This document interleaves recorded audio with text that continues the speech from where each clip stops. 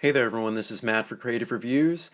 Today we are here doing a quick comparison between the Beats Solo 2 and the Beats Solo 2 wireless version. The ones in black on the right are the Beats Solo 2 wired version, and the red, which is exclusive from Verizon, that is the wireless version.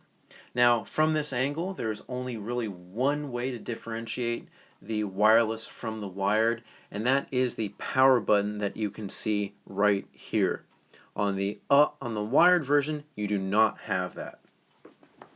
Now, there's been some talk about there being a little weight difference in between the wireless to the wired because of the battery and other pieces inside the wireless one.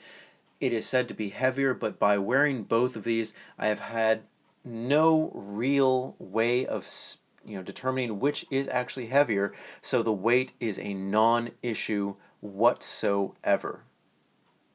Personally, I think the wired ones fit a little bit tighter to my head. It could be the way that those specific ones were made, but if this is true and the wireless ones are a little bit looser, I like that more because at times the Solo 2 wired ones, they do constrict around my ears a little bit too much, more than I would like.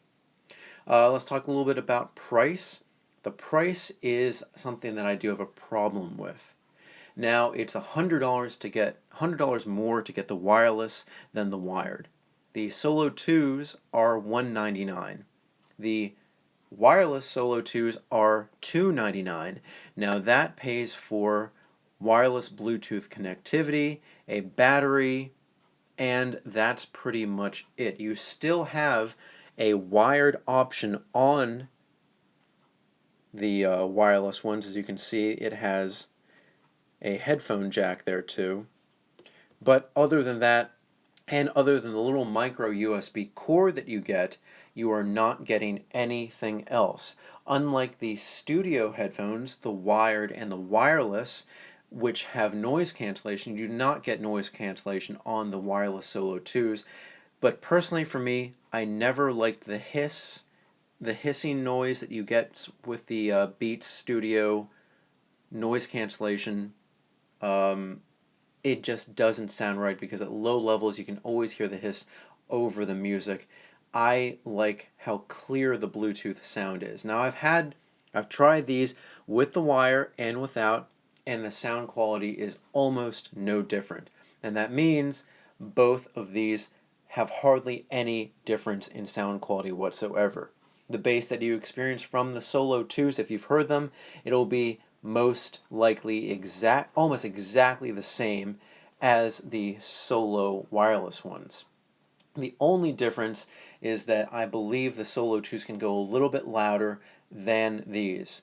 For example, if you are halfway on your volume setting, these would just be a little bit louder than these.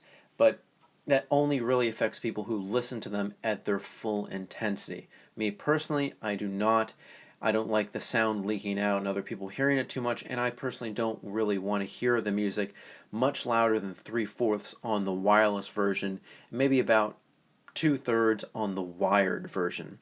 They both sound great, and again, no real interruption or any problem with the Bluetooth model versus the wired.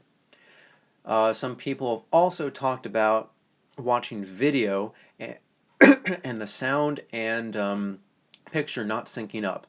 They have seemed to have fixed that problem. That is no longer an issue. And if you also are wondering about the Power Beats 2, the ones that are more sporty and Bluetooth, they have fixed the audio synchronization with that as well. So as of now, today being December 8th, there is no issue with that whatsoever. Now, the Solo 2 wired ones come in a range of colors, and a much wider range of colors than the wireless ones since they just came out. So if you really are for a special color, you're going to be stuck with the Solo 2s. As of now, Verizon has exclusive rights on Solo Reds, as you can see here, and the only one I found at the Apple store, who Apple owns Beats, would be the black model. So those are the only ones I could see readily available online and able to purchase today. In fact, all Apple stores in my area in Northern Virginia were out of stock of the Solo2 wireless altogether, and I had to get these ones at the Verizon store. So that's why I went with the red. Personally, I would like to go with blue or even a nice fancy purple color because I am a big Lakers fan. But that's all about color preference, but because these are such a style icon, that's something that you will probably care about.